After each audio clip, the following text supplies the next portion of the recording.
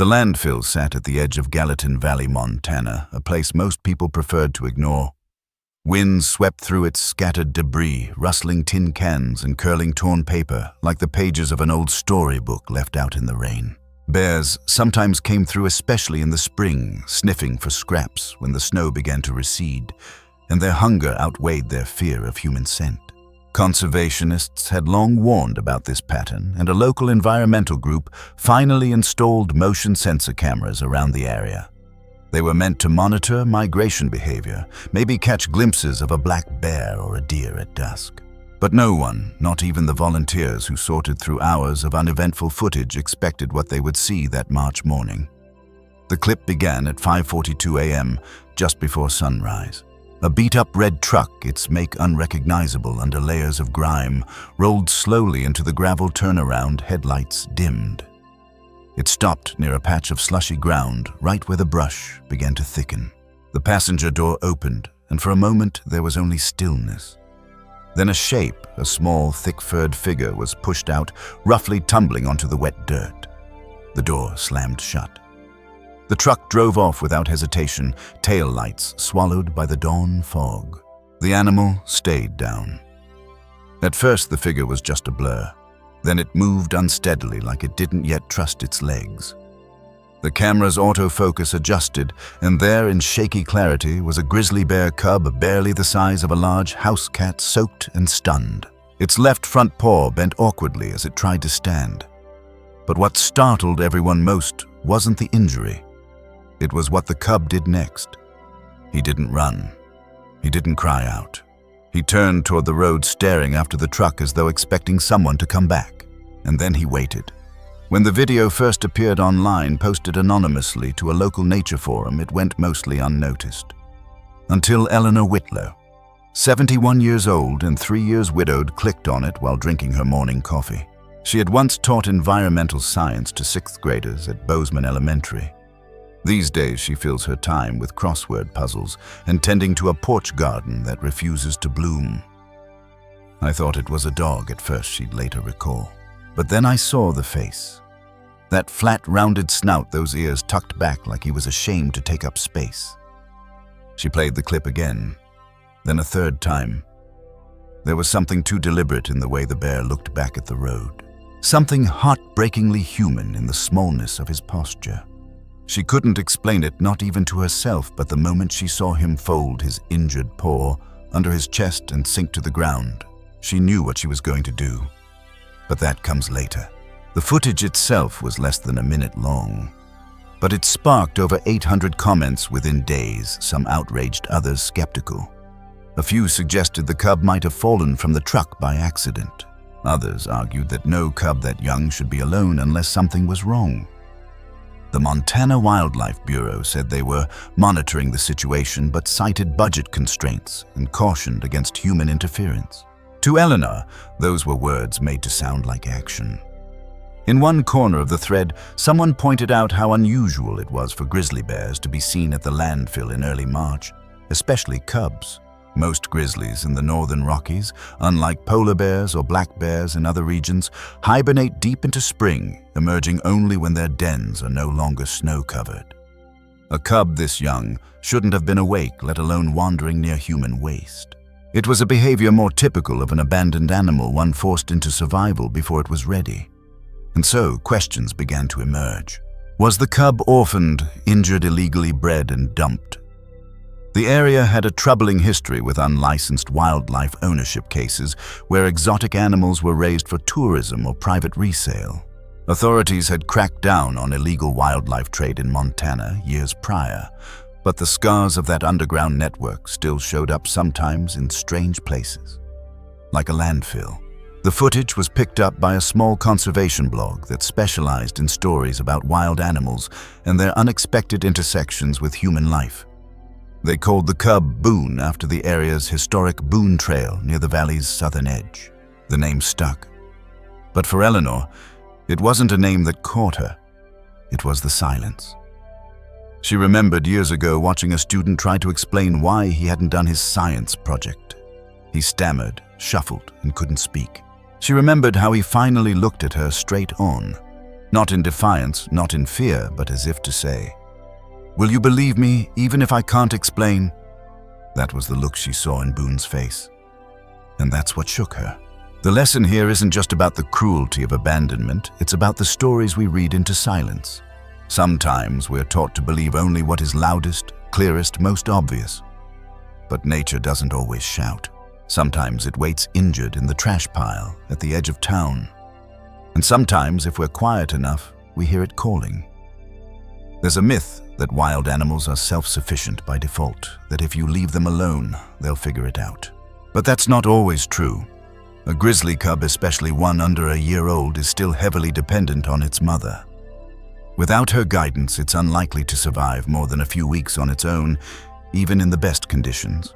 And landfills with their mix of toxins, noise, and unpredictable human traffic are hardly the best conditions. Still, some commenters insisted Eleanor should have waited. Let nature take its course. Let the cub wander away and hope for a better fate. But Eleanor, ever the teacher, had once told her students something she now repeated to herself. Knowing better isn't about knowing more, it's about knowing when to act. So she packed a blanket, a thermos of tea, a flashlight, and the old dog carrier that hadn't been used since her Labrador passed 10 winters ago. And she got into her car. It would take her nearly an hour to reach the site, and by then the day would already be warming. But she had a feeling, that feeling you get when something in the world tilts slightly toward you and says, "This is yours to answer." That feeling pulled her toward the edge of town, toward the dump, toward Boone. She didn't know yet that this moment would stir hundreds of strangers, that it would set off a legal case, that it would start something far bigger than one cub or one woman's grief. She didn't know she'd be standing in front of cameras in courtrooms, or that she'd become a voice for others who had no words left. She only knew the silence, and that it needed someone to break it. And so, with the wind at her back and the early morning sun melting the frost from the roadside fences, Eleanor drove. Not toward danger, not toward certainty, but toward a beginning. The road to the landfill wound through the outskirts of Gallatin Valley, where the forests hadn't quite decided if it was spring yet. Patches of snow clung to shadows, but the sun had begun to stretch its reach a little further each morning. Eleanor Whitlow drove in silence. The heater in her Subaru hummed the kind of low noise you didn't notice until you were alone. On the passenger seat sat a folded quilt, a half-empty thermos, and a plastic animal carrier lined with an old towel that once smelled like cinnamon and dog. The car dipped as she turned onto the dirt access road, tires crunching over frozen ground. She passed a sign that had long since lost its lettering, then a heap of rusted refrigerators. Eleanor slowed, pulled over, and turned off the engine. She stayed seated for a moment, not because she was afraid, but because she felt it, that pause, the kind that comes just before something changes. She wasn't young. Her knees reminded her of that every morning. But her memory was still sharp, and in this moment it flickered back 50 years in an instant to a time when she was 8, and her father carried a half-conscious fox kit into their Wyoming barn. Its back leg had been mangled in a trap. He didn't say anything when Eleanor asked if it would live. He just wrapped it in his coat and whispered, "It's worth trying." That night she sat beside the hay pile, reading aloud from Charlotte's Web, just in case the fox understood tone better than words. She never forgot how it looked at her, not with fear, but with something quieter. She stepped out of the car, boots sinking slightly in the thawing ground. A cold wind blew through the trees. She adjusted her scarf, tucked the quilt under one arm, and started walking. She didn't have a plan, not a strategy or a checklist, just instinct and a quiet determination that had seen her through cancer, a car crash, and the long, slow ache of widowhood. Eleanor Whitlow had made peace with solitude. What she hadn't made peace with was helplessness. She walked slowly, scanning the tree line. Then she heard it, a dry, rustling sound. Not movement exactly, more like the shift of something too tired to move properly. She followed it, stepping carefully around broken pallets and plastic sheeting. The smell of rot and motor oil hung low. There, near the edge of a discarded mattress, she saw him. Boone. He was smaller than she expected, fur clumped with mud.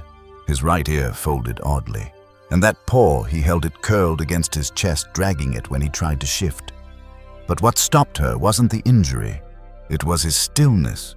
He didn't growl, didn't run. He just looked at her. She crouched, quietly. No sudden moves. She didn't speak at first. Let the silence settle like dust between them. Only when the wind dropped did she say softly, "It's all right, baby. No one's going to hurt you now." She unfolded the quilt and laid it across her lap, slow and steady. His ears twitched. Then, cautiously, with the painful dignity of something proud but hurting, Boone shuffled forward, 2 steps, then another collapse. Eleanor moved carefully, wrapped him up, tucked him in, and slid the bundle into the carrier. He didn't resist. His breath was shallow but rhythmic. When she touched his fur, her hand trembled, not with fear, but with recognition. Back at the car, she adjusted the heater vents toward the carrier. She didn't check her phone, didn't think about the rules she might be breaking. She just drove. Eyes on the road, fingers gripping the wheel harder than necessary. At the edge of town stood the small clinic where Dr. Marcus Ellery practiced veterinary medicine. He was mid-50s tall and always seemed like he was on the verge of a sigh. Eleanor had known him for years. He'd cared for her dog, Tucker, in his last days. She burst through the clinic door, quilt still clutched, and called out, "He's a cub." Grizzly. Hurt badly. Marcus appeared from the back, brows lifting as he saw the carrier. Eleanor. What in the world? She didn't explain. She just stepped aside. To his credit, he didn't hesitate. Within minutes, Boone was on the exam table, unconscious but warm. Marcus worked quickly, IV fluids wound cleaning, topical antibiotics. He asked questions in clipped tones but not unkindly. "Where did you find him?" "The landfill. I saw the footage. Drove out first thing." He paused, fingers still. "You do realize this is complicated?" Eleanor nodded. "But he's alive." They worked in tandem. She held gauze. He stitched the torn pad on Boone's injured paw. Later in the waiting room, Marcus sat beside her, rubbing the back of his neck. "I'll report this. I have to." But he wouldn't have lasted much longer. Eleanor looked at the door where Boone lay resting. "I know." He gave her a sideways glance. "Do you know what you're getting into?" "No," she said, "but I know what it feels like to be left behind." That was the heart of it, and maybe that's why Boone didn't resist. Maybe he saw something in her that echoed back. In the days that followed, Eleanor turned her guest room into a makeshift recovery space. She removed the bed, laid out hay padding, a heat lamp, and a low water bowl. Marcus made daily visits, bringing vet-approved food medications and increasingly incredulous expressions. "You're not supposed to bond with a wild animal," he'd mutter, watching Boone nudge his head against her arm. "But he's not wild right now," Eleanor would answer. "He's healing." To outsiders, it may have looked absurd. A 71-year-old woman hand-feeding a grizzly bear cub from a syringe, reading aloud from mystery novels, humming tunes from the 1950s. But what most people didn't see was the way Boone began to change. He started to follow her movements around the room, lifted his head when she entered, responded to her voice, not with obedience, but with familiarity. And Eleanor, for the first time in years, began to laugh again. Chuckles when he batted a pillow across the room, or when he tried to sit like a dog and fell over, surprised by his own paws. Grizzly bears are not meant to be pets. They are wild animals, powerful, unpredictable. And Eleanor knew that. But she also knew something else all beings at some point need sanctuary. That was her role now, not the owner, not a rescuer, just sanctuary. There's a quiet lesson here, one not shouted from rooftops or plastered on posters. It's that healing doesn't always look like progress.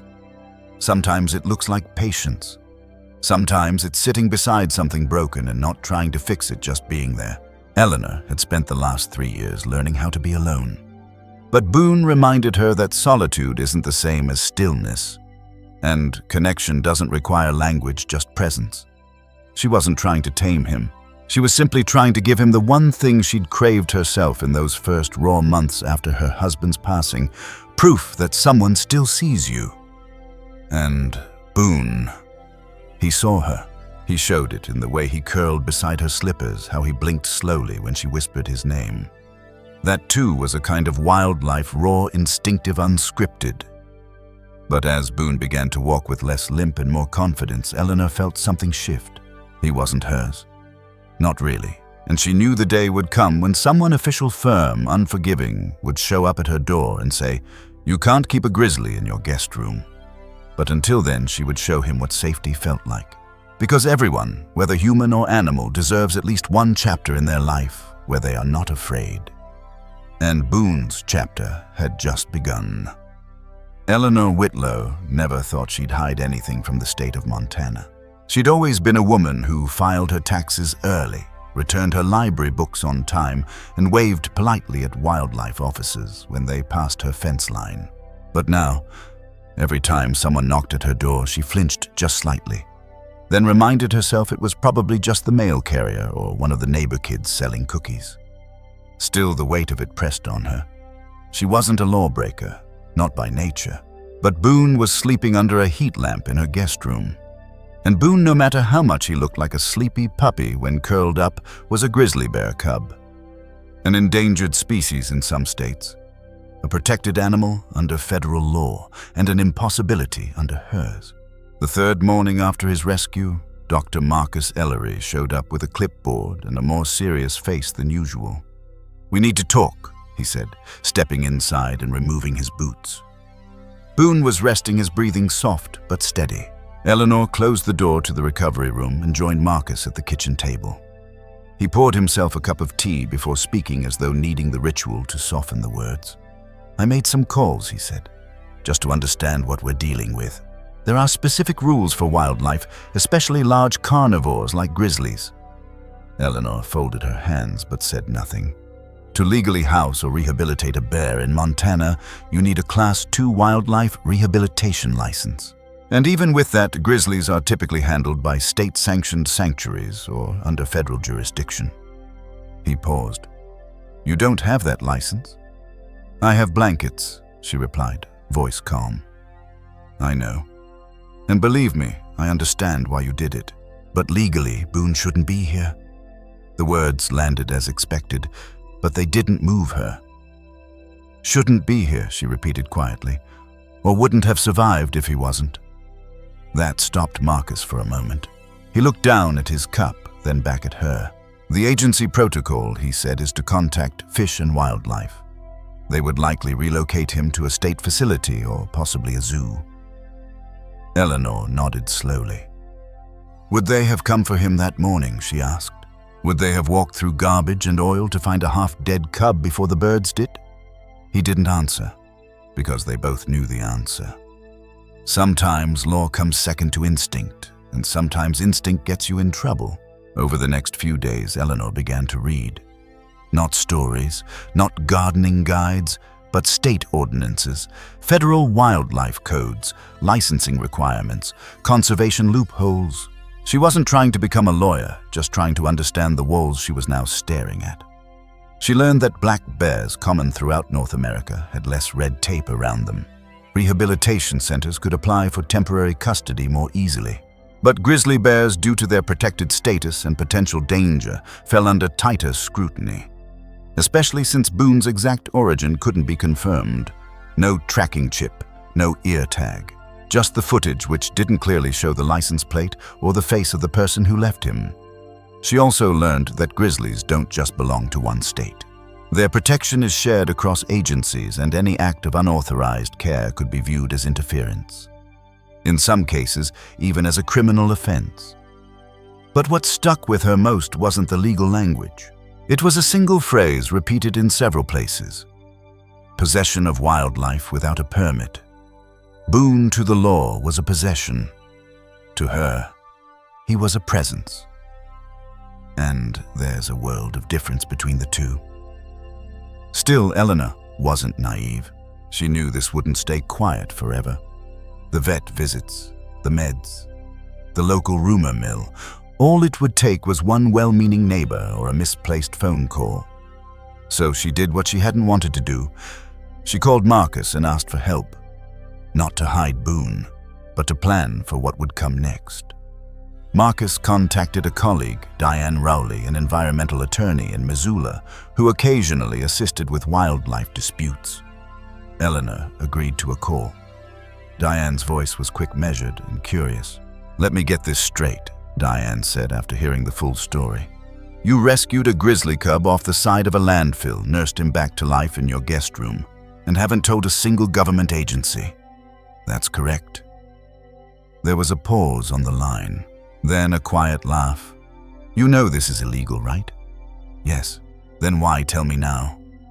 "Because I want to do it right. And because I didn't want him dead." That was enough for Diane. She agreed to help. Over the next week, Eleanor and Diane worked together mostly through phone calls and long email threads. They documented Boone's medical status. They cataloged his food behavior and healing progress. They reviewed the camera footage again, which had since been picked up by a local wildlife blog. There were now threads online speculating everything from a secret breeding operation to a reintroduction project gone wrong. The mystery of the abandoned grizzly cub was spreading. Diane submitted a formal report to Fish and Wildlife, accompanied by a petition for temporary protective custody. It wasn't a guarantee, but it was a gesture of transparency and a gamble. If denied, Boone could be seized. If accepted, he could remain with Eleanor under limited supervision while a longer-term solution was negotiated. Marcus visited daily. Boone's paw was healing faster than expected. He'd begun walking short distances, exploring the edge of the room, sniffing Eleanor's slippers and nudging open drawers. He'd also begun growling, not aggressively, just small throaty rumbles that reminded everyone who he really was. "He's starting to get his strength back," Marcus noted one afternoon, watching Boone shuffle across the floor with surprising coordination. Eleanor nodded. "He's going to outgrow this house." "He already has," Marcus said, not unkindly, and she knew it. There's a moment in every care journey, human or animal, when the goal changes. At first, it's about survival, then comfort, then something else entirely. Letting go. But letting go isn't the same as abandonment. And it's not the same as erasure. Letting go, when done right, is simply acknowledging that a being you've protected now has the strength to stand without you. Still, the idea of Boone in a concrete pen or behind glass in a city zoo made her stomach twist. So Eleanor asked the question no one wanted to say aloud. "What are his chances?" Diane answered carefully. "If we can prove abandonment, you'll likely avoid charges. If we can prove he's bonded and recovering under care, there's a case for temporary custody. But eventually he'll need to be placed in a licensed facility. Maybe a sanctuary. Not a zoo, not unless it's the last option." Eleanor accepted that. But deep inside, she was already thinking ahead, wondering, planning. Could there be another way? That night, she sat by the guest room door. Boone was sleeping in the far corner, one paw twitching in a dream. She whispered to the quiet, "We'll find a place, even if it doesn't exist yet." And that's where the impossible began to take shape. Sometimes the most impossible things start as questions whispered in the dark. What if a sanctuary could be small? What if healing didn't mean separation? What if people, especially older people, the ones overlooked, could be part of that story? Because Eleanor wasn't just protecting Boone anymore. She was challenging the rules that said people like her couldn't be part of something bigger. That grief had to be quiet. That wildness had to be fenced off. She didn't know it yet, but others were watching. Neighbors, children, former students, strangers online, and someone else, someone who would soon threaten everything. But that comes next. For nearly a week, Boone didn't make a sound. Not a growl, not a whimper, not even a startled huff. He moved gently through Eleanor's house, always low to the ground, as if afraid to take up space. But she noticed something else too. He watched. Closely. Carefully. He watched her hands when she poured his food. He watched the light through the windows as it shifted during the day. And he especially watched the back door, the one that led to the woods. It wasn't longing in his eyes, not exactly. More like curiosity, with a thread of uncertainty. Eleanor kept her routine quiet. Boone's presence wasn't something she advertised. Gallatin Valley was the kind of place where people noticed small changes. A car's parked too long, a new fence, the smell of something not quite domestic. She didn't want gossip. She wanted time. Just a little more time. But news, especially when tied to mystery and animals, has a way of slipping through even the smallest cracks. It started with a knock. Not the usual delivery. Not Marcus or Diane. Eleanor opened the door and found a boy, 12, maybe 13, standing alone on her porch. He had on a winter jacket zipped up to his chin sneakers, too clean for farm work, and a notebook clutched to his chest like a shield. He didn't say a word. Eleanor stepped out slowly. "Can I help you, sweetheart?" The boy blinked, then glanced past her toward the side yard where the curtains were drawn. "Are you Eleanor?" he asked, voice soft. "Yes." He nodded once. "I saw the bear." Eleanor's heart stumbled. "Excuse me." He didn't answer, just opened the notebook and held it up. Inside was a pencil sketch, rough but recognizable. A grizzly bear cub curled beneath what looked like a space heater. There were lines showing steam rising off his fur, a paw bandaged, and in the corner a small figure in a rocking chair. It was Eleanor. The boy turned the page to another sketch, this one more detailed. Boone walking across a hardwood floor, a food bowl beside him, a pair of slippers, a patterned quilt. Eleanor looked at the drawings, then at the boy. "You've been watching?" He shook his head. "Just once, through the fence." He hesitated, then said, "I won't tell." "What's your name, Caleb?"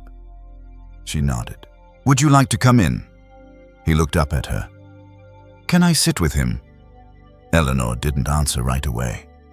She thought about the risks, about the headlines she'd read. Wild animals and children didn't belong in the same room, especially endangered animals with strength in their paws and fear in their bones.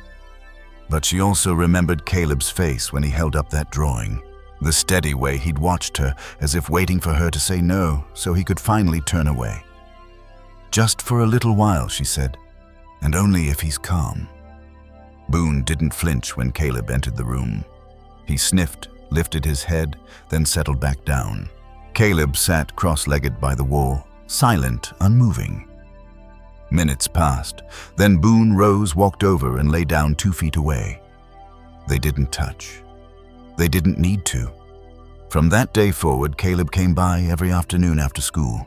He didn't speak much, but he drew constantly. He left sketches on Eleanor's porch, Boone in different poses surrounded by trees, birds, stars. He started helping with chores, too, collecting branches for the fire, measuring food portions, sweeping the walkway. Eleanor learned more from what he didn't say. That his mother had died 2 years ago. That since then he'd stopped talking much in public. That he didn't like loud places or questions or being stared at. But he liked animals, especially the quiet ones. And Boone liked Caleb. There was a moment early spring when Boone brushed up against Caleb's shoulder while they sat together in the sun. The boy didn't move, didn't even blink. Later that day, Eleanor found a sketch of that moment on her kitchen counter, the only color added being a soft orange wash behind the 2 figures like a sunrise. Small moments began to shape bigger ones. Caleb told his father a quiet man who worked maintenance for the local power company. The man came by one evening, took one long look at Boone from behind the glass door and said simply, "You saved more than a bear, you know." Eleanor nodded. She knew. But as the circle of trust grew, so did the questions. One morning, Eleanor opened her email to find a message with a subject line that froze her breath. "Grizzly cub in Gallatin, unconfirmed sighting." It came from a reporter at a regional wildlife news outlet.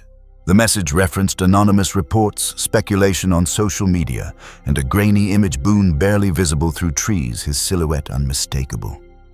That same week, Caleb came by with a different kind of sketch, one not of Boone, but of a truck. Rusted. 2 doors, a cracked windshield, It was the truck from the original footage. "Where did you see this?" Eleanor asked. Caleb tapped his finger near the corner of the drawing. "At the gas station, last week. I remember the bumper. It was a detail the authorities had missed. A possible clue to who had dumped Boone in the first place." Eleanor sent the sketch to Diane, who forwarded it to the local Fish and Wildlife branch. No names yet. But something was moving. The community quiet at first was beginning to stir. A local teacher reached out an old friend of Eleanor's, asking if she'd be willing to speak at the school about wildlife. "Not the bear necessarily," she said, careful. "Just the human side of helping." Eleanor declined at first, then reconsidered. She arrived with Caleb's drawings in a manila folder.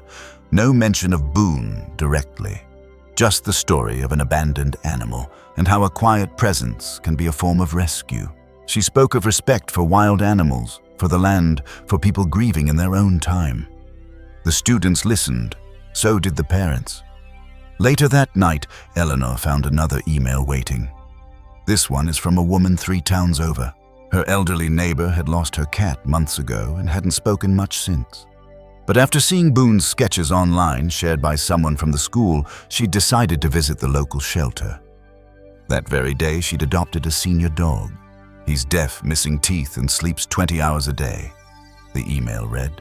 But she smiles again. That's the lesson Eleanor hadn't meant to teach, but somehow had. Those quiet connections matter. That's not all healing looks like rescue missions or headlines.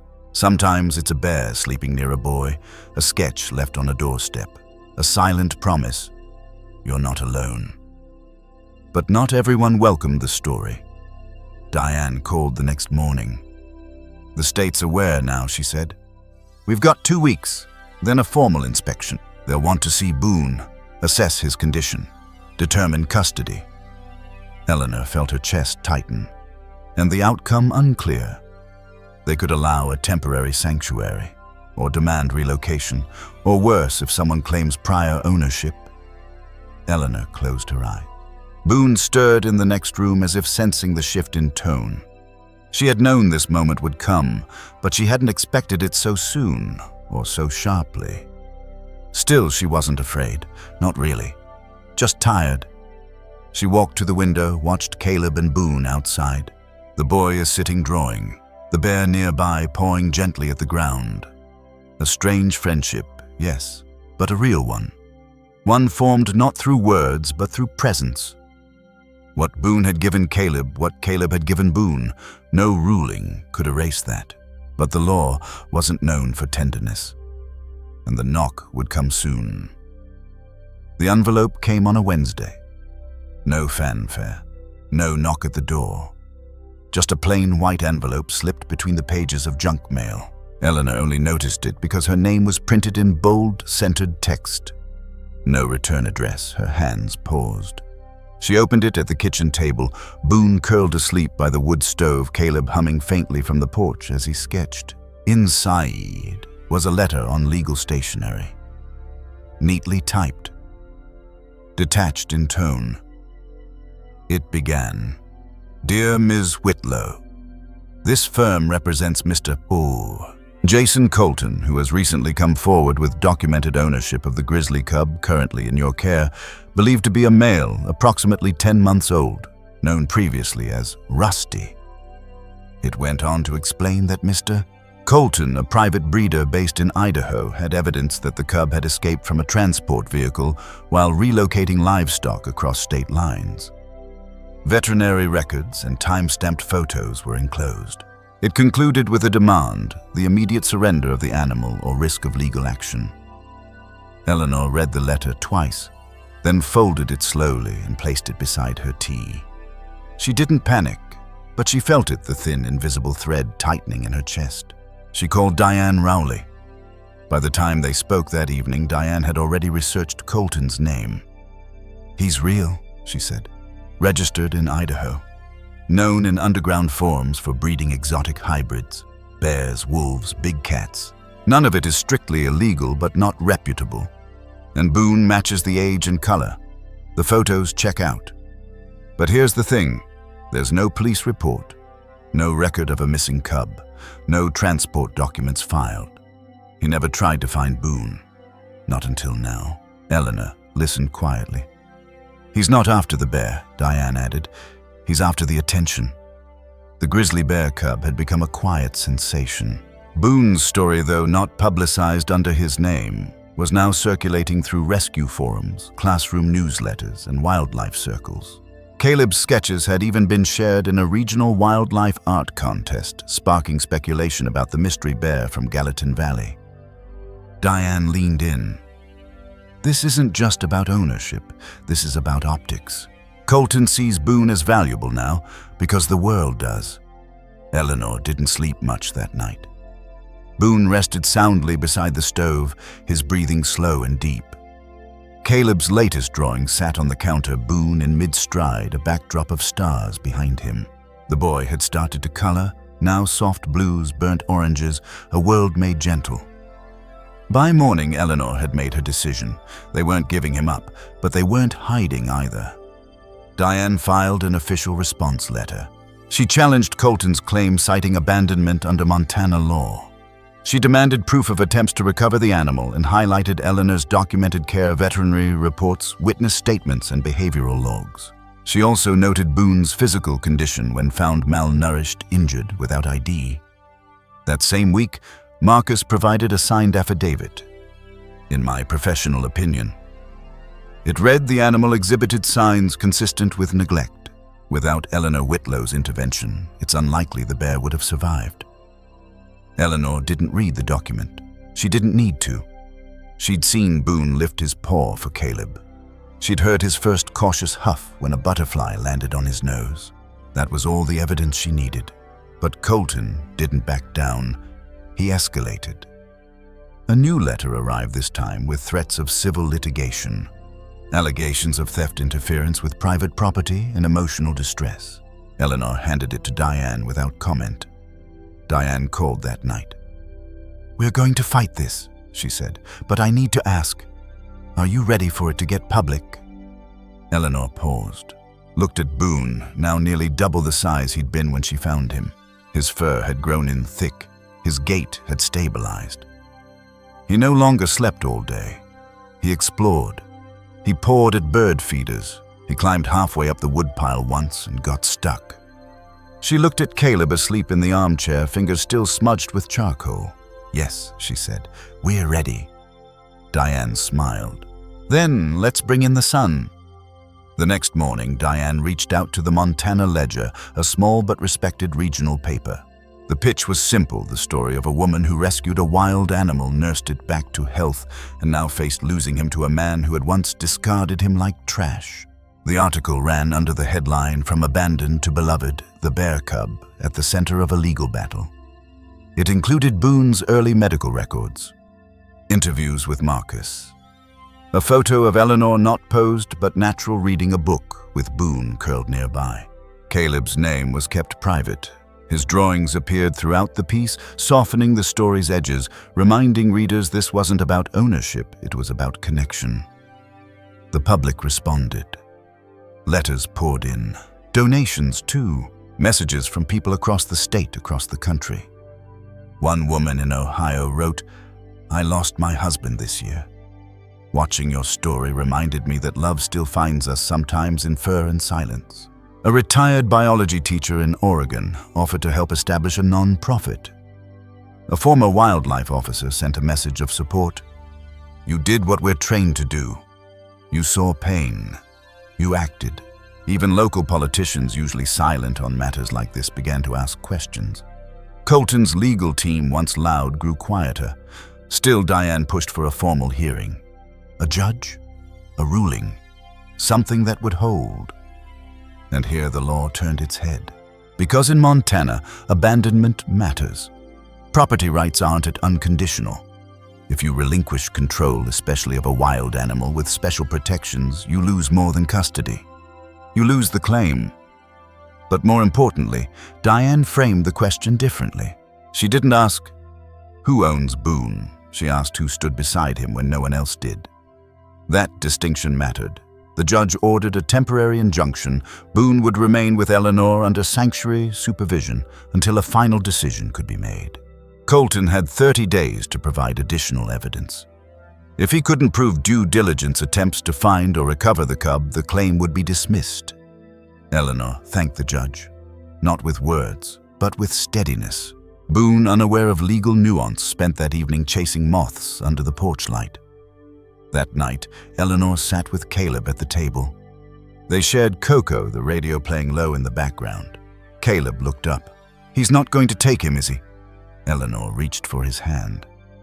"No, sweetheart, he isn't." And in her chest, the thread that had pulled tight for weeks finally began to loosen. There's a lesson here tucked gently between court orders and quiet victories. Sometimes people see worth only after others have done the work.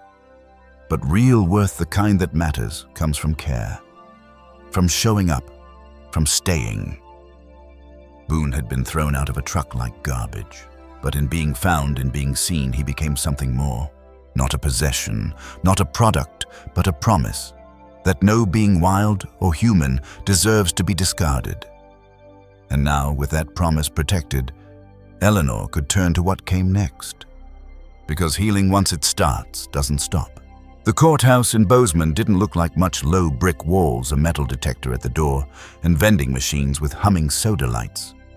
But inside courtroom 2B, people leaned forward in their seats like something holy might happen. Not because of a trial about money or violence, but because of a question that didn't quite belong in law books. Can you own a soul? At the center of it all was a grizzly bear cub named Boone, who wasn't present in the room but was everywhere nonetheless. In the photos, the sketches, the murmurs in the hallway, even in the smell of pine still clinging to Eleanor's scarf. Eleanor sat quietly at the plaintiff's table, flanked by Diane Rowley and Marcus Ellery. Caleb, at her request, stayed home. He didn't need to see the system try to measure the worth of what he already understood. The opposing counsel sat with a sleek briefcase, sharp glasses, and a stack of papers that made Boone sound like a product. Jason Colton wasn't there either. His lawyers argued that his presence would draw unnecessary attention. The irony didn't escape anyone. The judge, a soft-spoken woman named Meredith Lang, called the room to order. Her reputation was for balance. People said she listened more than she spoke. That gave Eleanor hope. The opening statements were polite procedural. Colton's team framed Boone as lost property. Our client raised the animal under controlled conditions. He has photos, timestamps, and veterinary receipts. The cub was not abandoned. He was lost. They cited transport logs, vague but present, and argued that Eleanor had knowingly harbored an exotic animal without a permit. Diane stood slowly. No theatrics, just presence. "Your Honor," she said, "we are not arguing that bears belong in guest rooms. We are asking the court to consider the facts this animal was left beside a landfill injured without identification and has since made a remarkable recovery under care. My client didn't seek to own the bear. She sought to protect him when no one else did." She placed a file on the paw. Inside Boone's medical records, dated photos, a notarized statement from Marcus, and last of all, one of Caleb's sketches. A drawing of Boone sleeping under Eleanor's rocking chair with a single word below safe. There were no cameras in the courtroom, but that didn't stop word from spreading. Outside, local journalists waited with notebooks. Supporters lined the sidewalk holding signs with phrases like, "Let Boone stay and rescue isn't theft." Online hashtags began to surface. Justice for Boone. Sanctuary, not storage. Even Caleb's sketches found their way onto posters. Back in the courtroom, the proceedings turned technical. Colton's lawyers argued that even if Boone had been momentarily misplaced, he remained private property under Idaho's wildlife ownership laws, much like someone losing a purebred dog. They argued ownership doesn't dissolve just because an animal changes hands. Diane countered with Montana's wildlife code. This isn't a domesticated animal. We're talking about a wild species protected under state and federal law. The moment Mr. Colton transported a grizzly cub without proper notification or failed to report its loss, he violated protocol. She paused, then added quietly, "And when he left that cub behind, he didn't lose property. He relinquished responsibility." The room went still. Marcus took the stand next. He spoke plainly, like always. "When Boone was brought to me, he was in critical condition, dehydrated, paw-infected. If he'd gone another day in that landfill, we wouldn't be here." The judge asked, "Was there any evidence of prior care?" "None. I could see," Marcus replied. "No tags, no tracking, no chip, just trauma." Later, when asked if Eleanor's actions were dangerous, he shook his head.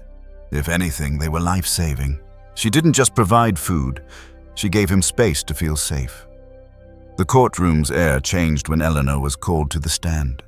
She didn't read from notes. She spoke the way she always had, gently, like each word mattered. "I didn't know what I was doing at first. I just knew what I was seeing. A baby bear who had been thrown away. And I know what that feels like. I've been quiet a long time, but I remember." The judge leaned forward slightly. "I didn't take Boone to keep him. I took him to help him heal. And in the process, something in me healed too." No one spoke for a moment after that.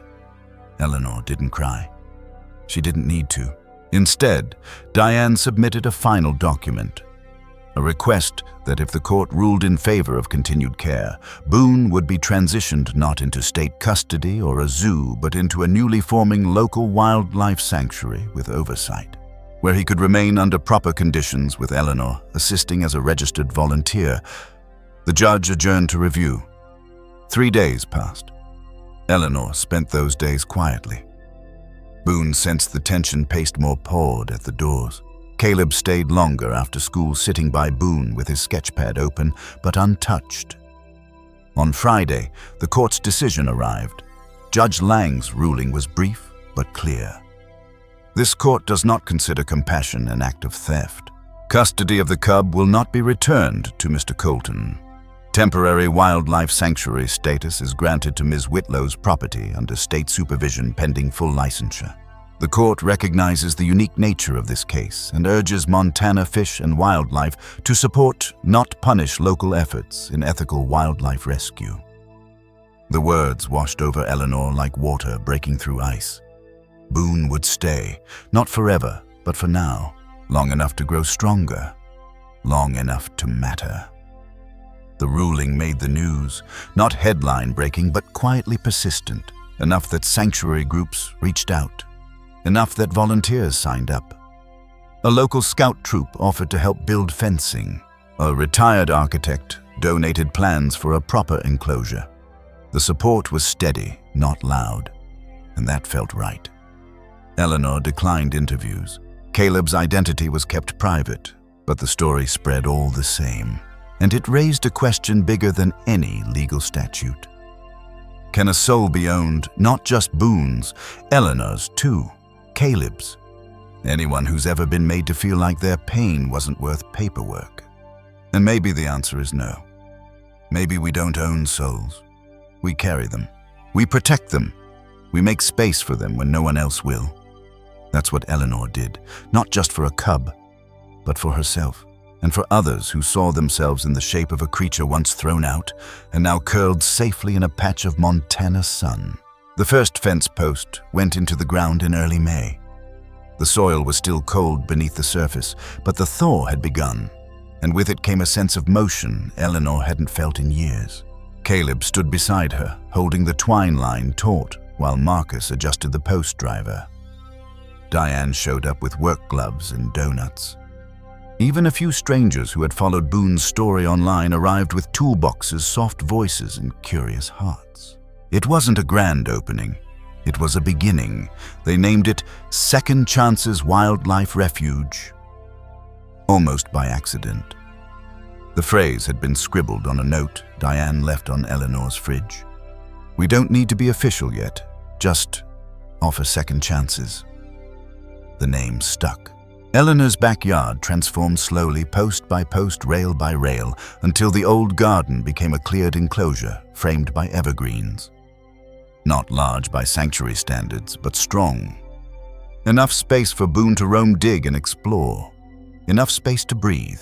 They worked under the guidelines set by the Montana Fish and Wildlife Department. Diane ensured every form was filed. Marcus provided medical updates. A local contractor volunteered materials in exchange for a framed print of one of Caleb's drawings. Boone watched it all unfold. At first, from a distance, then closer, step by step, his head tilted with curiosity. By the time the final gate was installed, he was already pacing the perimeter like he understood it was his. But second chances wasn't just for Boone. The first new resident arrived a week later, a young black bear rescued from a wildfire zone near Missoula. Her name was Luna. Singed paws, wide eyes, no family found. She came with fear in her bones and silence in her movements. Eleanor watched Boone approach her gently, then lie down 5 feet away. Not pushing, just present. By June, they had 3 raccoons, a pair of orphaned fox kits, and a baby porcupine who refused to eat unless Eleanor sang softly while holding his bottle. They weren't all long-term residents. Some would recover and return to the wild. Some would stay. Some, like Boone, lived in the space between.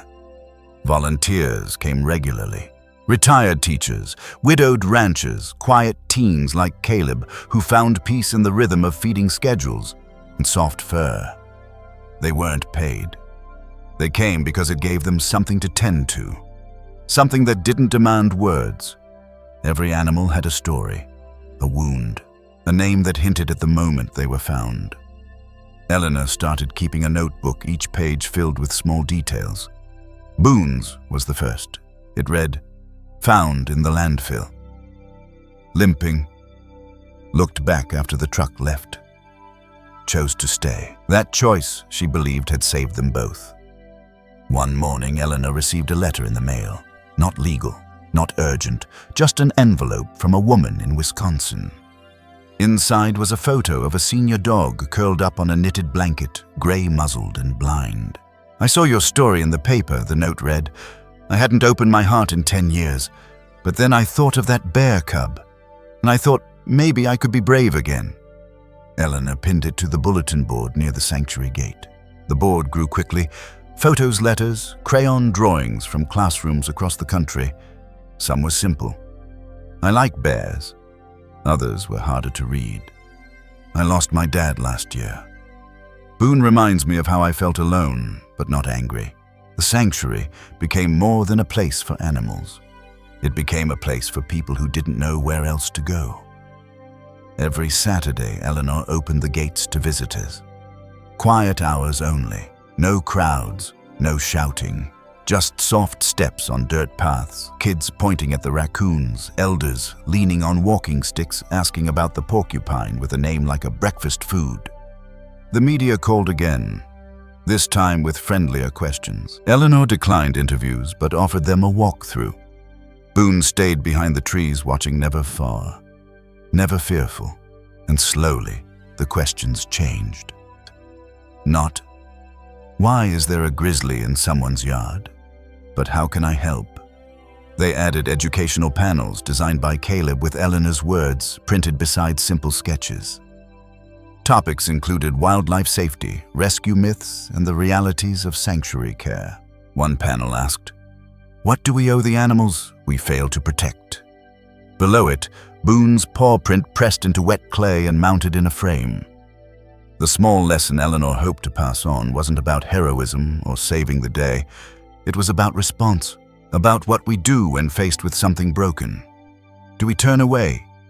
Do we assume someone else will fix it, or do we kneel in the cold morning mud and whisper, "It's okay. I see you"? Because sometimes that's all healing asks for. A witness, a willingness. Second chances didn't grow fast. They didn't have a fundraising department or a glossy brochure, but they had neighbors. They had mailboxes filled with stickers and letters.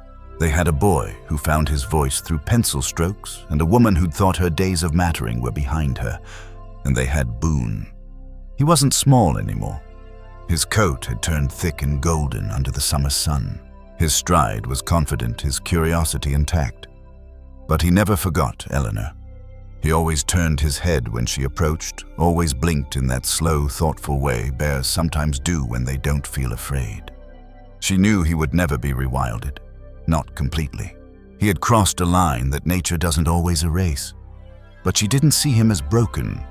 She saw him as adapted, a survivor with a name, a story, and a place that wasn't wild, but wasn't captivity either. It was something else. Something shared. A few months into the sanctuary's opening, Eleanor received an invitation to speak at a conservation conference. She declined, but she wrote a letter instead, read aloud on her behalf by Diane. It ended with this: "We didn't plan to build a sanctuary. We just refused to stay silent when something was left behind." What came next wasn't about rescue, it was about return. Return to connection, return to purpose, return to knowing we still have something to give. That letter was later printed in a wildlife magazine under the headline, "The Bear That Built a Bridge." And it was true. Boone had done more than survive. He'd stitched together the hearts of people who thought their best days were behind them. He had reminded a quiet valley that wildness isn't always a threat, and that wild animals, especially those caught between two worlds, deserve more than cages or statistics. They deserve a place to become themselves again. The sun dipped lower each day. Autumn rolled in. The trees behind the enclosure turned gold and rust. Boone began to slow down, following the rhythms of his species' grizzlies prepare for winter. Eleanor adjusted his diet. Caleb designed a hibernation shelter using plans he found online. One afternoon, Eleanor watched Boone settle into the straw-lined den. He looked at her once, then closed his eyes. She felt the shift. Not an ending, just a turning. Because Boone's story didn't stop here, and neither did hers. The letter came exactly 1 year after Boone arrived. Eleanor found it tucked between utility bills postmarked from Oregon. The return address belonged to someone she didn't know, Rachel Linden. She sat on the porch with a cup of tea, Boone sleeping a few feet away in the golden light of early spring, still groggy from his winter rest. The envelope was hand-addressed, and inside on thick paper with pale blue ink was a story that didn't belong to her, but somehow did. Dear Eleanor, I've never written a stranger before, but after reading about you and Boone, I felt like I had to.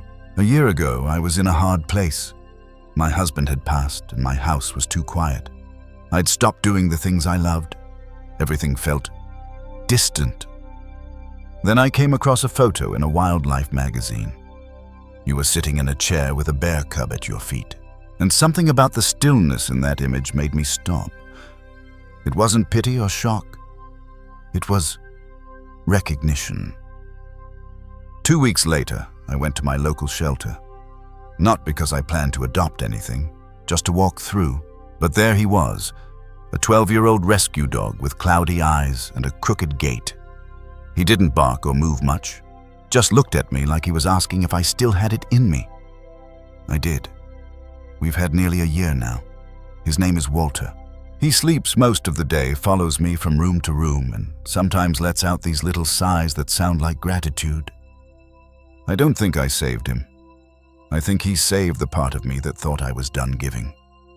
Eleanor read the letter twice, then folded it gently, set it beside her mug, and leaned back in her chair, eyes on Boone. He shifted slightly, then exhaled. The sound, too, was a sigh. That's how it happens. Not always with fanfare or headlines. Sometimes it begins with someone doing the quiet, right thing, something as ordinary as stepping forward when no one else will. Boone had never asked to be a symbol. He was a bear cub, thrown away like waste, rescued not by a system, but by a woman with a quilt and an instinct. And somehow that moment, the one no one was supposed to see, became something others could feel. It spread, not because it was dramatic, but because it was true. And truth travels differently. People often think wild animals live in a different world than we do, that they are separate, unknowable. But Eleanor had learned something else in that year, that if you listen, really listen, you start to hear the familiar in the wild. Not in words, but in patterns. Stillness, needs. Like us bears, look for safety. They follow warmth. They return to places where they were fed and unafraid. They remember kindness. And when hurt, they don't lash out first, they retreat. Wait. Watch. Like Boone did, sitting alone in a landfill waiting for someone to come back. He didn't need saving, he needed to be seen. That was the real lesson. Not that Eleanor had done something extraordinary, but that she had paused long enough to notice a creature the world had written off. And in doing that, she permitted others to pause too. Second Chance's wildlife refuge kept growing. Slowly, intentionally. They now had 2 additional enclosures, a part-time vet tech, and weekly visits from students at the local high school. Caleb led Saturday tours, standing tall in his boots and quietly answering questions. He didn't speak much at first, but one afternoon when a child asked, "Is Boone your pet?" he smiled and said, "No, he's my friend." That word stuck with people. Friend. Because we don't usually apply that word to wild animals. But maybe we should sometimes. Not to domesticate, but to remind ourselves that connection can exist across fur and feathers and instinct. That coexisting doesn't mean controlling, it means understanding, respecting. Eleanor kept every letter she received, taped them to the inside of the feed room. Some were typed, others crayon scribbled, but all of them echoed the same thing Boone had reminded people of: their own forgotten strength, their own quiet hope, their own unfinished chapter. One man wrote from a hospital bed, said he hadn't wanted treatment until he saw Boone's story. If a bear can make it through that, he wrote, maybe I can too. It wasn't just about a bear anymore. It was about what Boone represented: the moment when someone chooses to care, even when it's messy, uncertain, or not entirely allowed. There's a strange power in small decisions. Eleanor didn't think about changing lives when she wrapped Boone in that quilt.